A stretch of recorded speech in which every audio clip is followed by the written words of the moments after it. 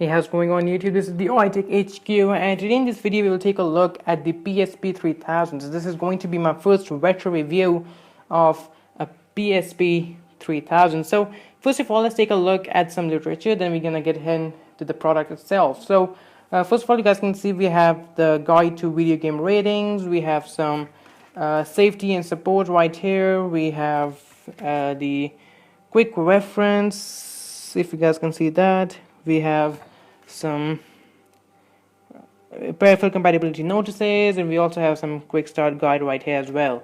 So also we get the charger. So this is the UK adapter right here, and we also have the this port right here which goes in, and this is the power brick right here. So that is all the accessories and all the things that it comes with. Now let's take a look at the PSP itself. So first of all, we will take a look at the hardware. So you guys can see we have some buttons right here. So this first one is the triangle, circle, square, X. We have a power and hold switch as well. Over here we have the D-pad. We also have a analog stick right here, or your joystick. We have two LEDs right here. One is for the memory stick, the other one's actually for the Wi-Fi. And over here we have the memory card slot right here. On top we have the Wi-Fi switch. We have two holes. This is where you can mount your external peripherals, for example PSP compatible cameras. We have a micro USB so that you can transfer data from your computer. We have the R and L switch buttons right here as well. On the bottom, you guys can see we have a PSP home button, volume, up and down, microphone, display, sort of the brightness, sort of a button right here. We have a mute or audio button, select and start. The bottom, you guys can see we have the DC in, we have the charging port right here, we have the PSP 3000 serial number, and then we have the headset jack, and we also have some sort of a display port. Alright, let us take a look at the back of the device. You guys can see it's made of plastic, therefore it's really, it's got this glossy touch. However, it's got a really cheap feeling. We have a UMD written right here. This is basically where your UMD goes. So let me actually take and give you a look at the UMD. So this is basically a universal media disc, and this is basically your sort of a mini disc in which you have your game, and all you have to do is just go and slide it in, and that is basically it. Over here you have your the battery right here. This is the battery pack, 3.6 volts, 1200 milliamperes, right? So let's go ahead and take that, and that's it. So now let's take a look at the software as well. So you guys can see we get this settings panel right here. These are all the settings. So theme settings, system settings, photo settings, video settings, all that kind of good stuff. Let me actually go ahead and show you the firmware I'm running right now. So about system information, so that is basically my version 5.03. Then we have the photos. So if we also have this camera option, this is basically if you have an external camera hooked up, you can then take pictures from here as well.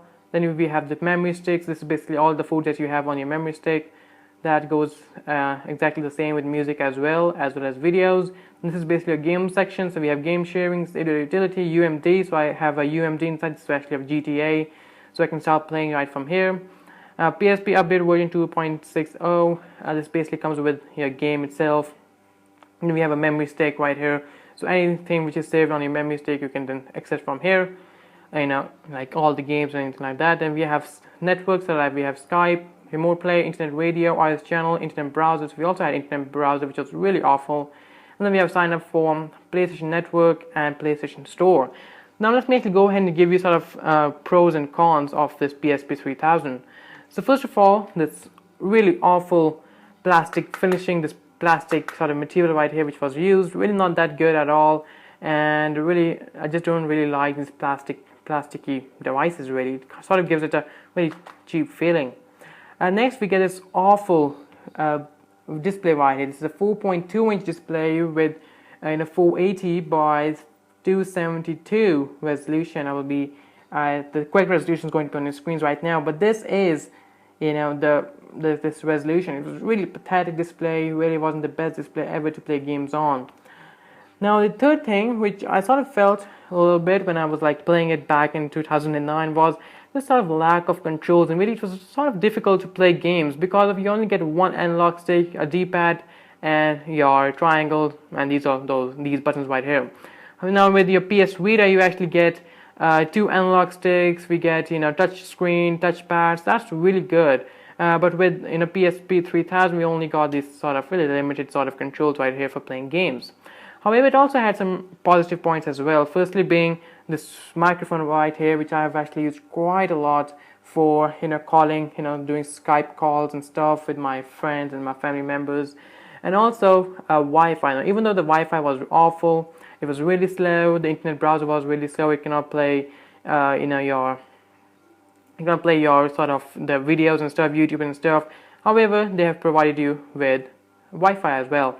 Now you guys can see it's actually blinking, which means that I'm actually out of charge. That's a good way of giving you a demo as well. So guys, let me actually go ahead and end this review or wrap this up. So an awesome product back in 2008. It was a really nice product back in 2008. It had a really nice finish. Like at that time, it was like a really nice device for playing games. It had a good graphics, like better graphics than your smartphones of that time, and you got it like good games, for example, like the GTA and FIFA. So they were like really nice choices as well. We got a good graphics as well, and it was like the best product ever in terms of portable gaming devices back in 2008. So I always recommended people that you should go with the PSP 3000 or any PSP line whenever they actually ask me for a good portable gaming device. So PSP 3000 is an awesome device. I think it still is an awesome device. With with PS Vita we get an awesome control, the touchscreen controls or the touchpad. So it's really awesome. But back in 2008, it was like this was a product which actually changed the way we used to game. This portable gaming that was really nice. So guys, that is going to be the review of the PSP 3000. Now I didn't really play this, I didn't really use this device just because I'm not a huge gamer, and that's the only thing why I just didn't use the PSP, and that's why, yep, that's it. So guys, that's going to be it from this video. I hope you guys enjoyed this sort of my mini review, or not mini review, but a sort of a review of my PSP 3000. It's going to be a retro review right here. Alright guys, that's it from this video. Now let me know actually how you sort of like, what do you think of this new setup of this white cloth all around. And also subscribe to my channel, like this video, comment down below, and I'll catch you guys in the next video. Bye bye.